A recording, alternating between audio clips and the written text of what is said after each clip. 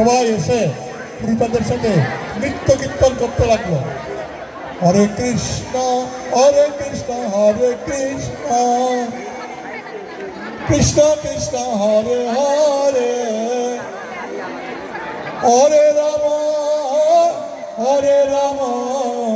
রাম রাম হরে হরে।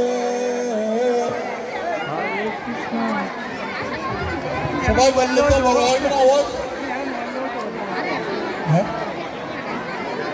হরে রাম রাম রাম হরে হরে। এইভাবে করে কীর্তন শুরু হলো। নৃত্য কীর্তন করে সবাইকে মহাপ্রসাদে গোবিন্দের দেওয়া হলো। আপনারাও আজকে অন্নকূটের প্রসাদ পাবেন। একটু অপেক্ষা করুন, দেবে সবার জন্য ব্যবস্থা হয়েছে, প্রসাদ পাবেন। এখন সব তো এগুলো শেষ করে